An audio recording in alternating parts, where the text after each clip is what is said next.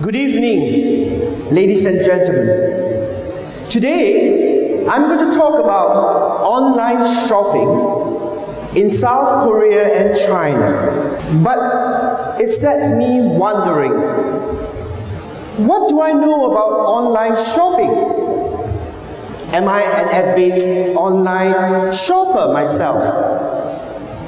It sets me reflecting on what experience I've got, given that I do not have much time to do shopping.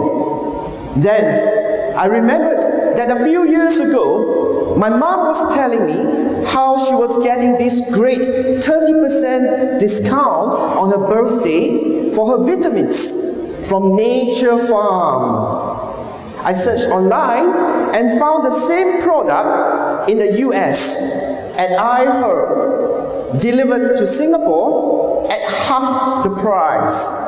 I now buy regularly for our vitamins from the US. Then, last Christmas, my wife was looking for a perfect gown for her company's function. We looked around the shops in Singapore, but they were very expensive. Then my colleagues told me how he has bought and shipped a pair of shoes from the House of Fraser in the UK during the Christmas sales. Now this sets me wondering, and I went online and found her a beautiful Ted Baker dress for my wife. With all the shipping considered, my purchase was only at about 30% of the same dress in Singapore. Yes, I'm a good online shopper. So my questions to you, ladies and gentlemen, is which country in the world would you be considering as leading in B2C e-commerce? China. Any other takers? Louder? Any other countries? Oh, stop mumbling, come on. Korea. Any other countries? Australia. Let's take a look. Yes, China is indeed leading in the e-commerce race as of 2017. It has overtaken United States about 2 years ago. Other countries, because they are smaller, cannot match China and United States. South Korea is ranked number 7 in the world for its online shopping market. Let's take a look and understand what is e-commerce and what is online shopping. E-commerce refers to the buying and the selling of products and services online, including the sharing of business information between businesses and other entities. So there are various models out there. Transaction between business, transaction from business to consumers, as well as business to government through a secured line. Then, Alibaba broke the market order by having its first ever C2C transaction. And of course, in today's context, we have M-commerce, meaning transactions that are carried out between mobile phones for the same purpose. So, what is online shopping? Well, B2C e-commerce is used synonymously in online retail by traditional retailers. And in online shopping, it refers to both B2C as well as C2C, as well as mobile commerce to a lesser extent. Retail e-commerce sales amounted to US 1.55 trillion in 2015, and this is projected to be around US dollars 2.35 billion this year. Online shopping is one of the most popular online activities around the world, but its usage varies by regions and country. For example, in China, 19% of all retail sales occur using the internet.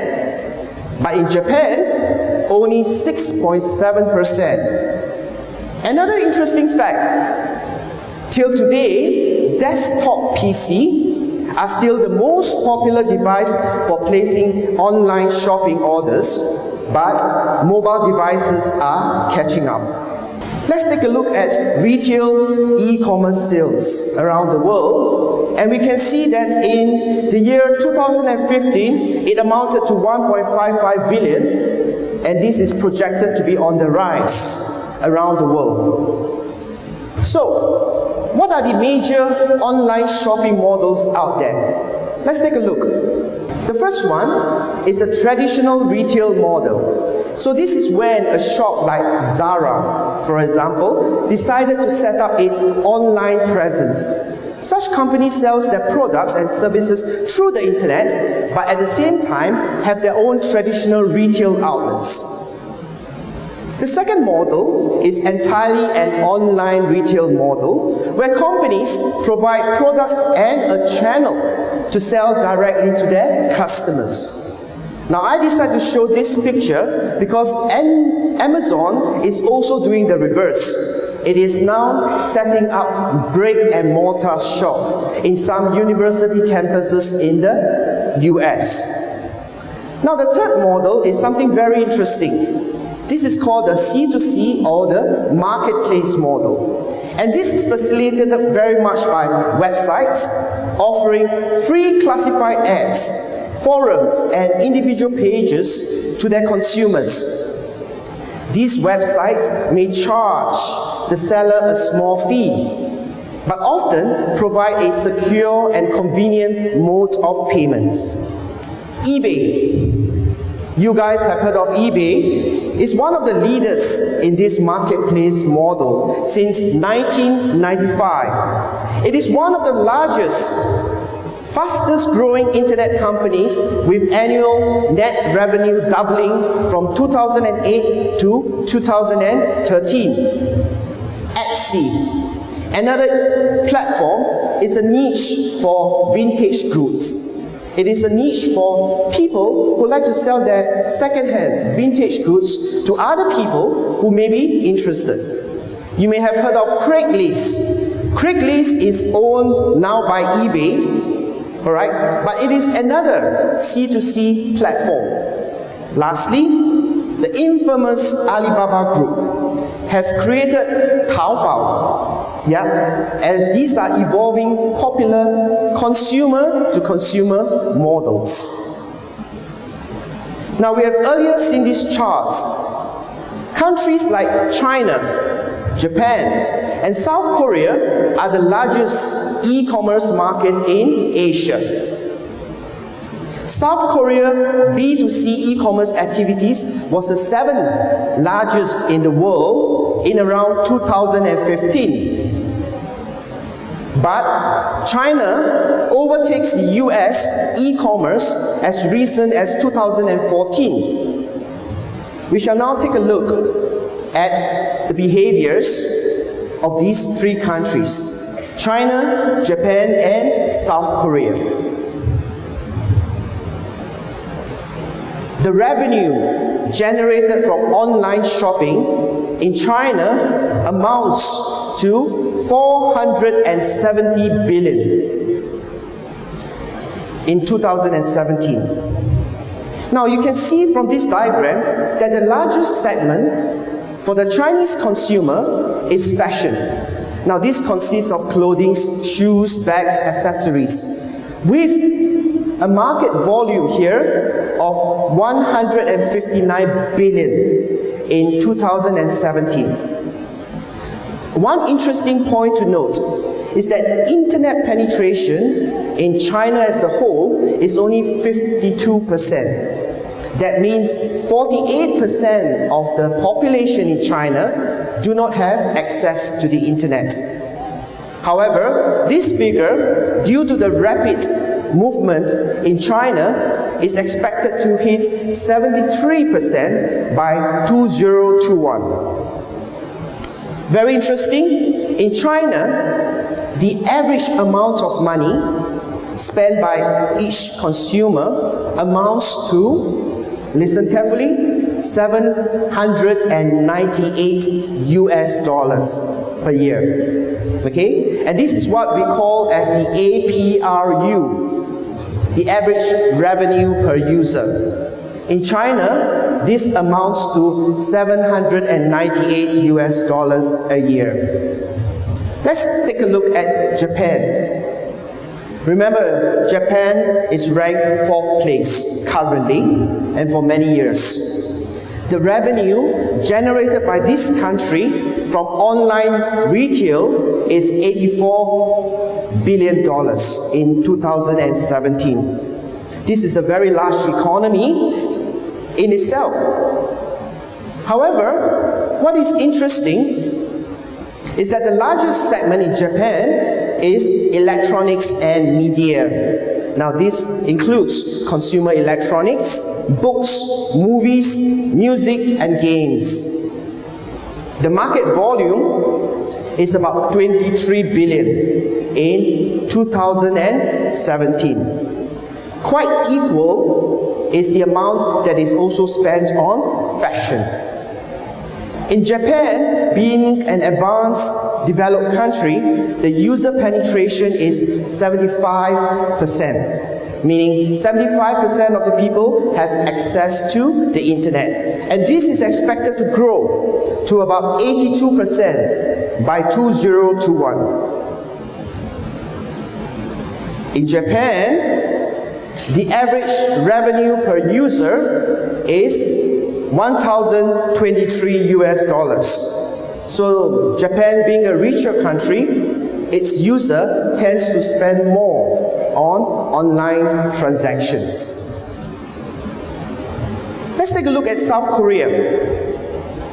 South Korea, being a slightly smaller country, has a revenue of 21 billion in 2017. In South Korea, the largest segment is fashion again. And the market volume for fashion transaction is $7 billion in 2017. User penetration is 70% in South Korea, but this is expected to rise to about 71% by 2021. Remember, South Korea has a smaller population, about 50 million people. The average revenue per user is slightly lower than China, all right, at 701 US dollars. So, by looking at these 3 mega markets, what does it tell us? The market size. China, as we know, is a big country. It's a huge country, one of the largest in the world. However, the compounded annual growth rate in China and Korea exceeds 10%. So it's still growing very fast in these two countries.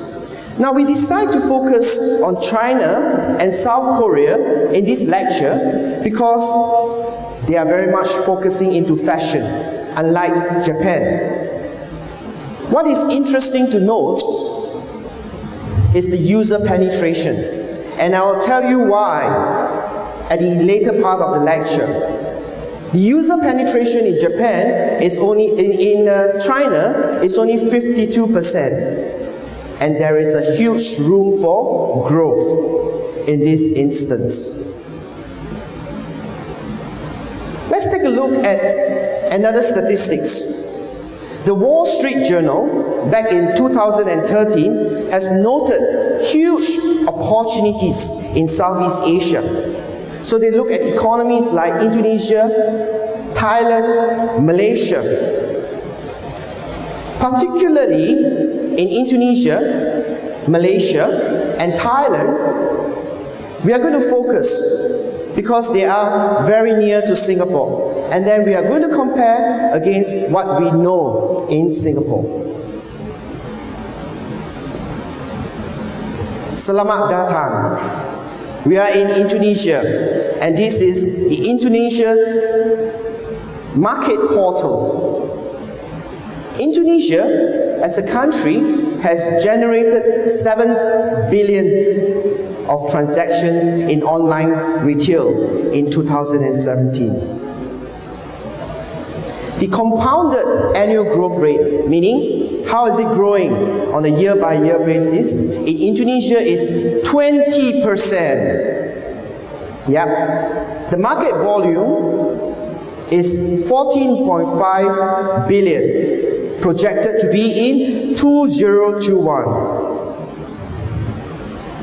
Indonesians love fashion, and the most popular transaction online is fashion, and this is worth 2.5 billion in 2017.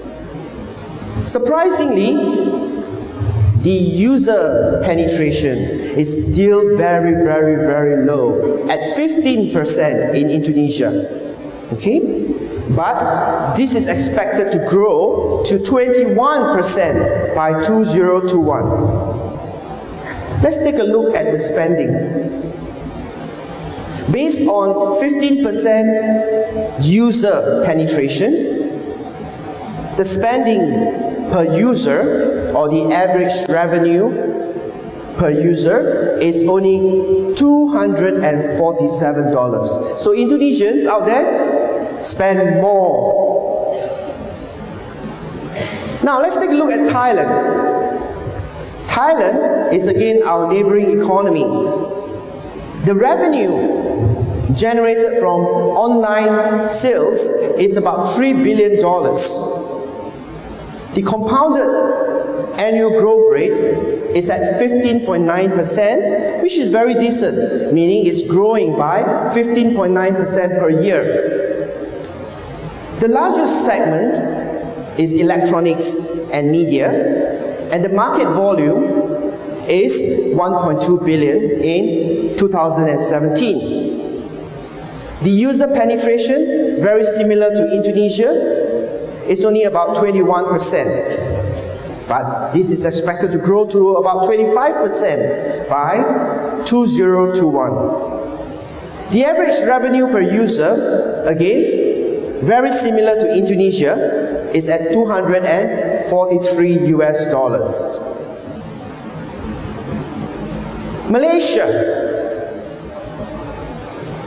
Malaysia is our closest neighbor. The revenue generated from online retail sales is 1.1 billion, not very high. The growth rate projected is at 23%. The largest segment in Malaysia is still electronics and media. But surprisingly, in this country, as you will note, the internet penetration is 65.7%, which is quite high. But the spending is only $73 US per user. So what's happening over there in Indonesia? We'll provide an explanation towards the end. Oh, our favorite Singapore. A small population of only 5.3 million. Compared to South Korea, it's 1/10 the size.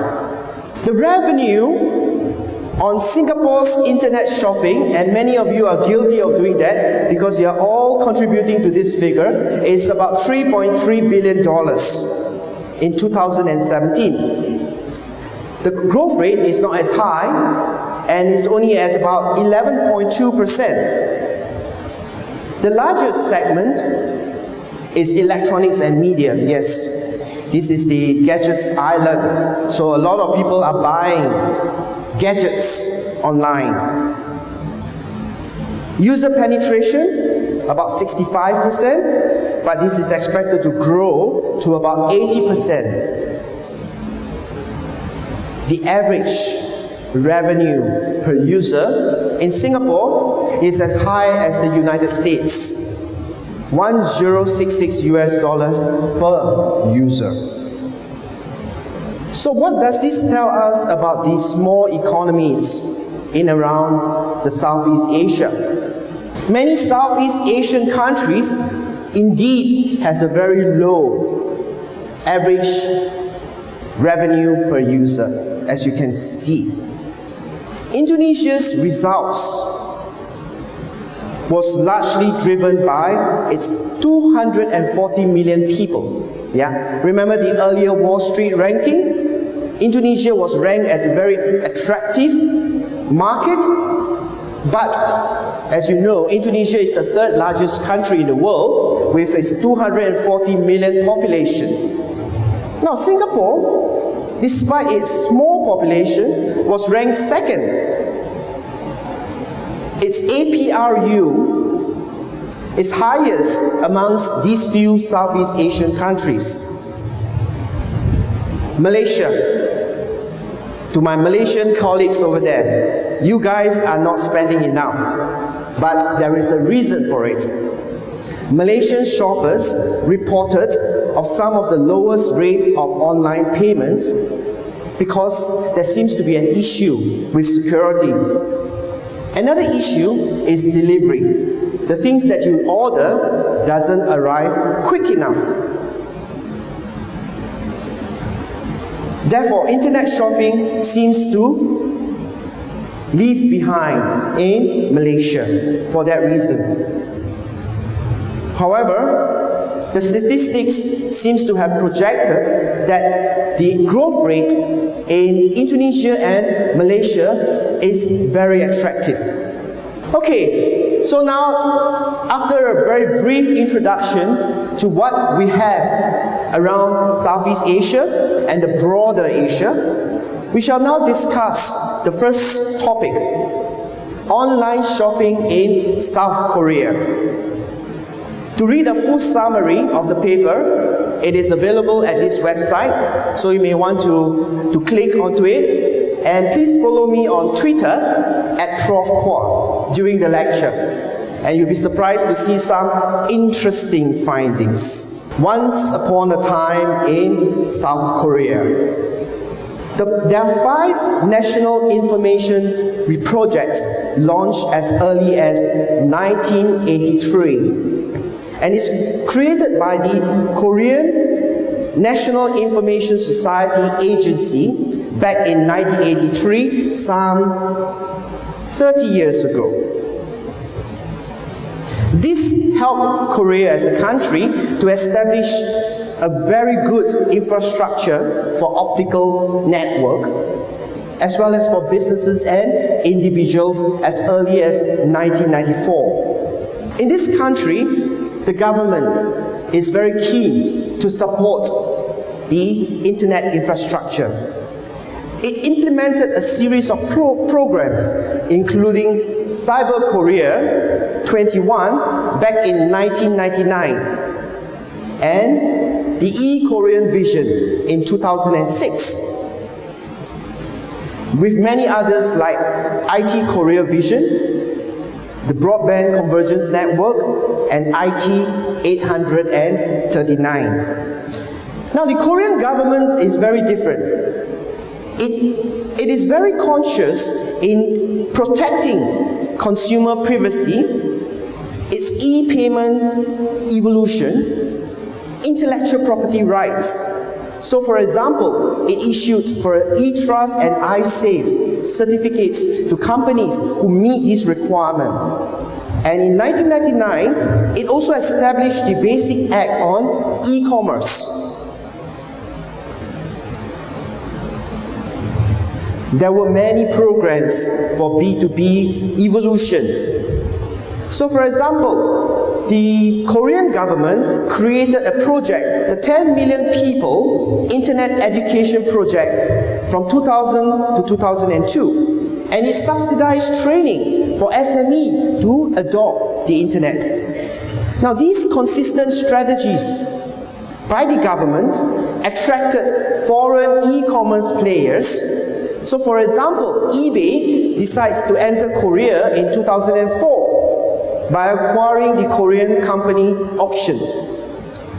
The number of companies in 1999 rose from 14 to 24 in 2000.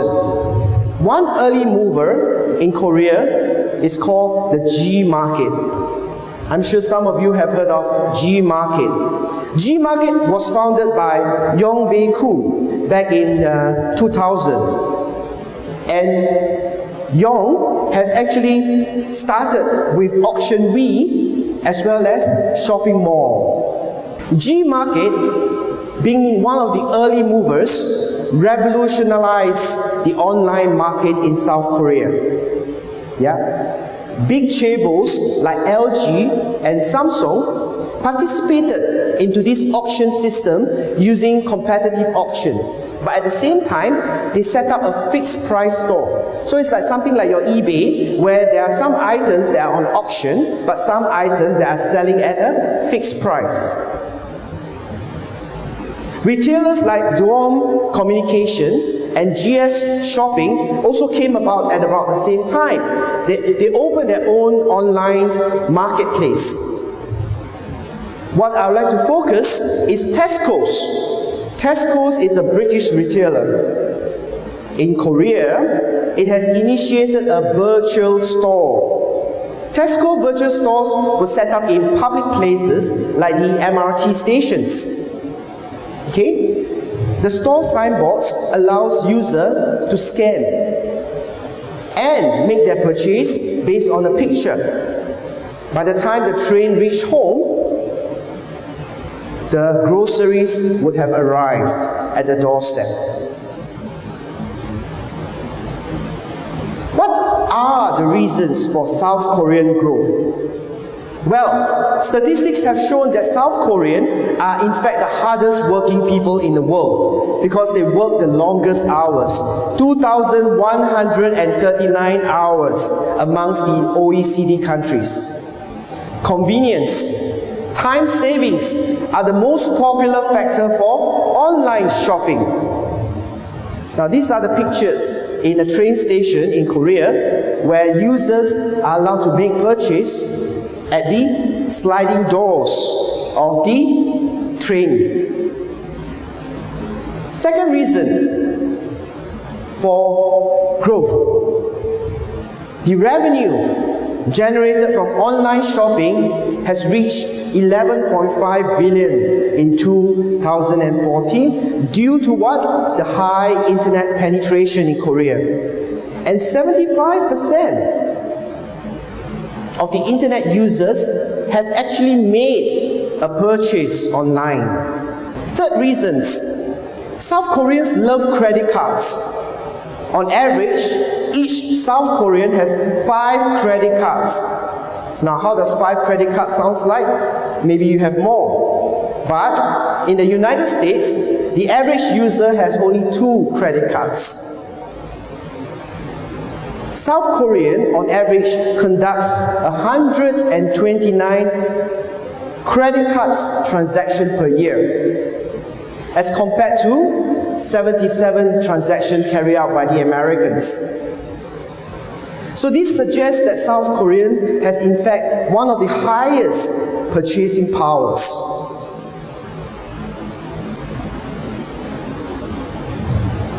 Now, let us watch Tesco's in South Korea. South Korea is a unique market. Tesco has been evolving itself, adjusting to the local market. It even changed the name itself from Tesco to Home Plus. And at last, it grew to rank number 2 in Korea. But Tesco had to overcome one obstacle, a fewer number of stores compared to the number 1 company, E-Mart. Mission: could we become number 1 without increasing the number of stores? We made an in-depth study into Koreans once more. Koreans are the second most hardworking people in the world. For them, grocery shopping once a week is a dreaded task. So we decided to approach these busy and tired people. Idea: let the store come to the people. We created virtual stores, hoping to blend into people's everyday lives. Our first try was subway stations. Although virtual, the displays were exactly the same as actual stores, from the display to the merchandise. Only one thing was different. You use smartphones to shop. Scan the QR code with your phone and the product automatically lands in your online cart.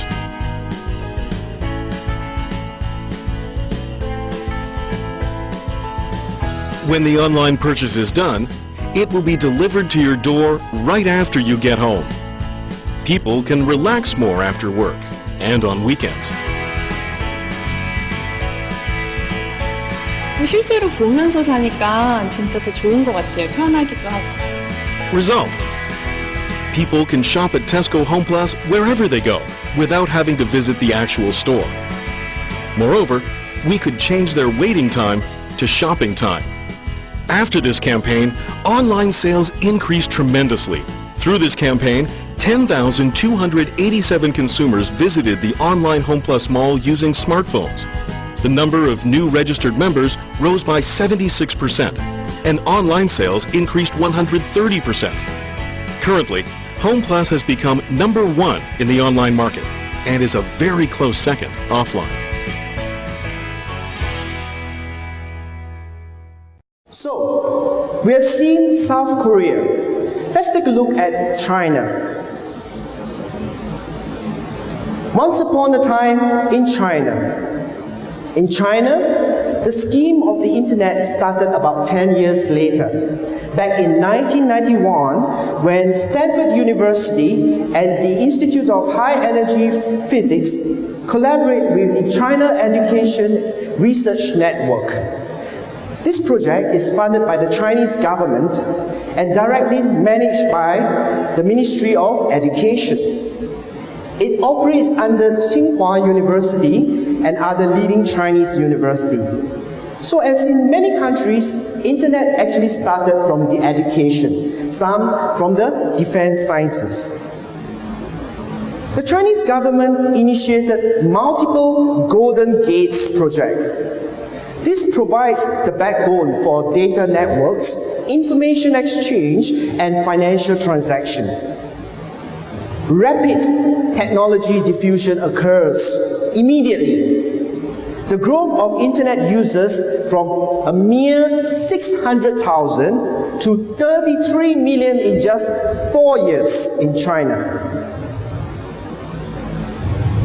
The first batch of e-commerce websites emerged as early as 1997. Remember, it only started in 1991. And from 1997 to 1999, Alibaba has experimented. Alibaba was established in 1999, and at one go, it set up 9 related businesses to quickly exploit changes and to test transient opportunities in China. Taobao, Tmall, Jihuasuan, AliExpress, 1688.com, Alimama, Aliyun, Ant Financials, and the last one, Kaniyao. The rapid consumer adoption. In 2000, there were only 9% internet users. But by 2002, it was 31%. So in China, there was rapid experimentation. Another thing that is very unique in China is that very quickly, the e-commerce value chain emerged. Services to find and compare offerings, such as online advertising, search engine, sprouted in China. Third-party payment system, for example, Alipay, Tenpay, came up very rapidly. Then there was these logistic companies that actually helps to deliver the goods. Then there is the specialist IT companies that help merchants scale up their business. Lastly, we have integrated marketing service for smaller merchants to gear up and advertise their products online.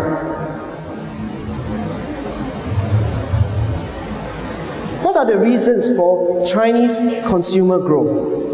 Well, the first reason we reckon is that middle-class consumers have increased in China, as the statistics shows, owing to higher disposable incomes and rising wealth in China.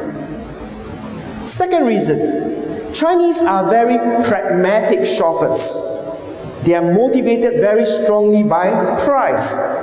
So for example, if there is an opportunity to compare prices, they will love to do so. And where do they compare prices? On social media. Now let's take a look. In China, there are 4 different kinds of city. First tier city, second tier city, and the third tier city, and we still have the fourth tier city. If we take a look at Chinese cities, for example, Shanghai, Beijing, the population against the American cities are huge, right? The first tier city are larger than the first tier city in the America. Consumers, other than in the first and the second tier city, are spending huge amount of money online against their counterparts in the richer cities of Shanghai and Beijing. Taobao, as you have heard about it. Do you know that in China, there are villages that are called Taobao villages? And this sprouted up in China because in the remote areas of China, entrepreneurs now have a platform to sell their goods to other cities in China. At the same time, the Taobao village enables goods to be sourced that are not easily available simply because these villages in China in tier 3 and 4 are simply too remote. And we will watch that later in the video.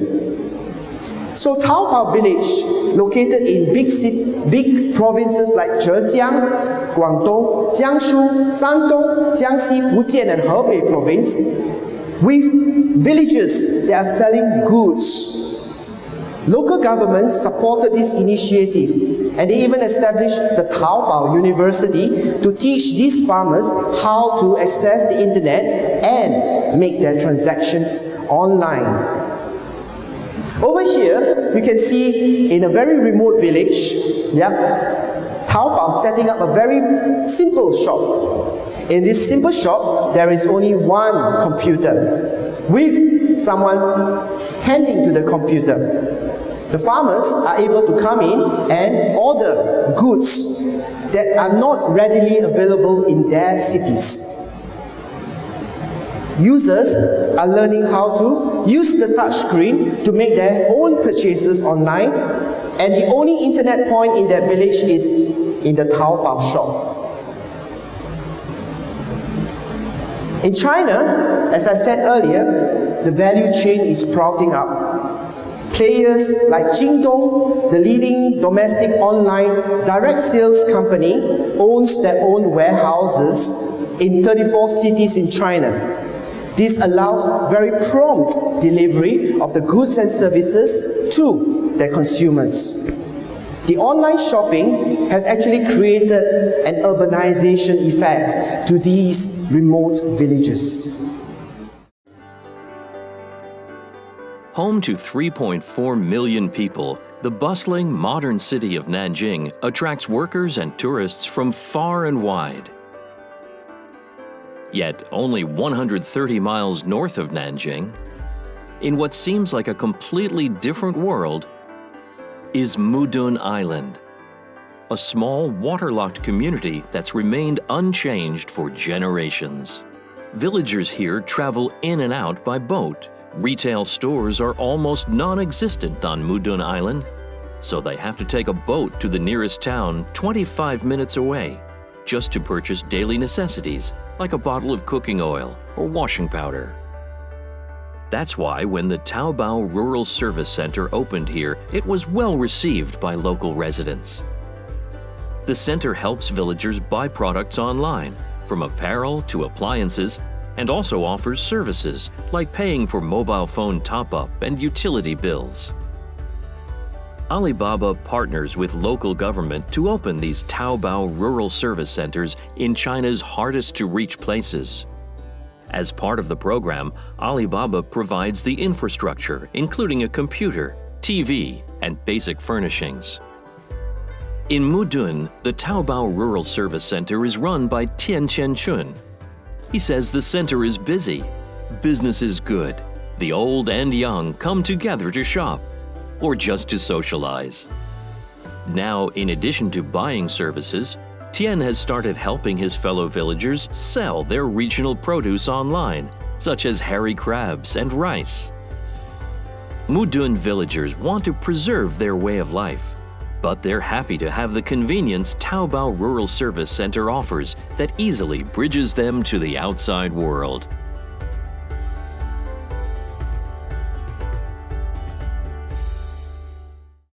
What do we learn about online shopping in China and South Korea? First, we take a look at the countries that we have covered so far. How do these mega markets fare in terms of consumer powers and its market potential? We rate consumers' power as the average revenue per user. How much are they willing to spend on online retail?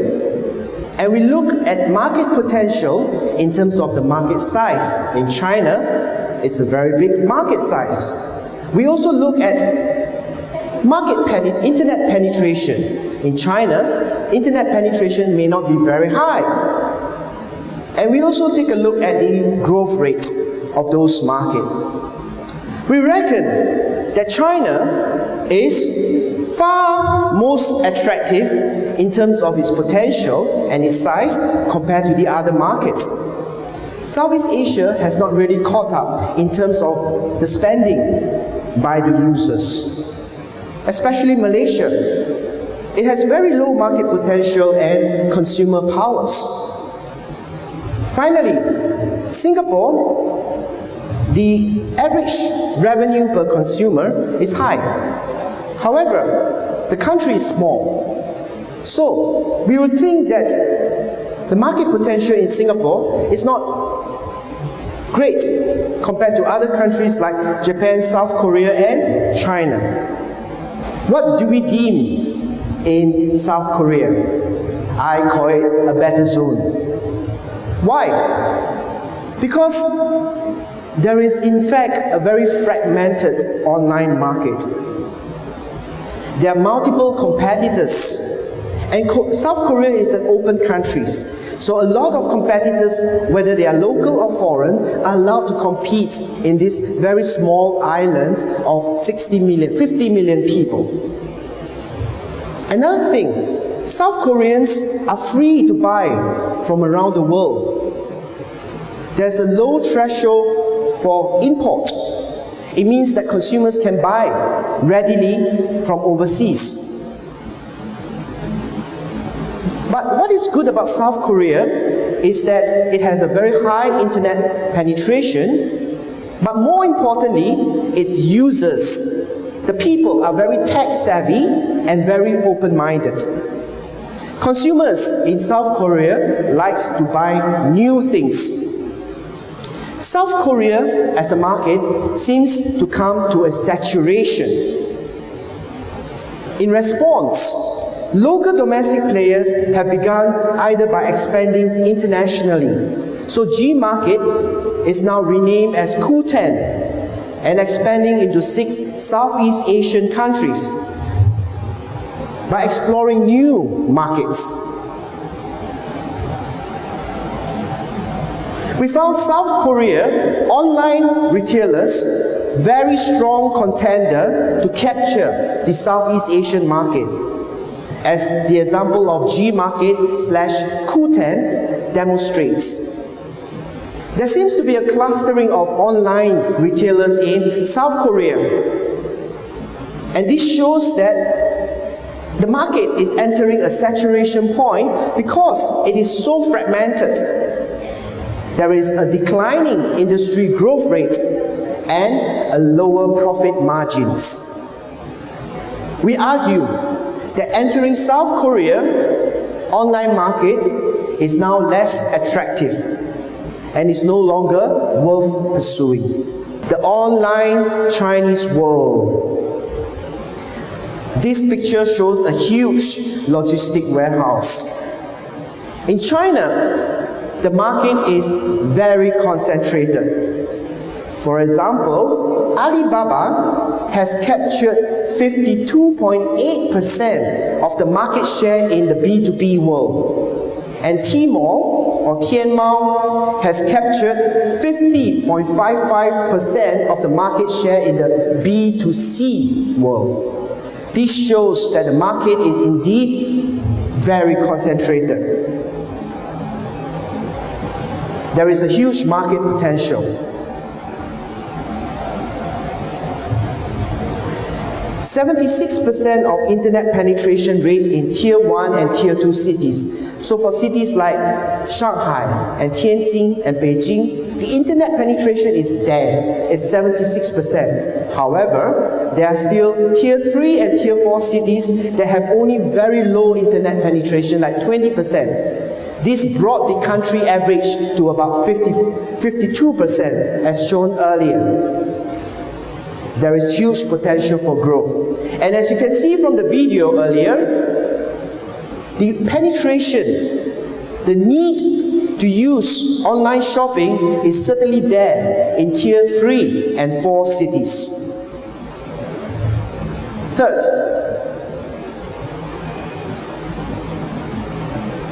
the growth of something called Haitao. 32% of respondents said that they have experienced now purchasing directly from overseas market. A recent PayPal survey found that 36 million transactions were from China. Yep. The limitation of credit card payment is still there. Many Chinese do not own a credit card, yet there is an increasing need to shop from overseas. With that, I thank you for your attention. Thank you.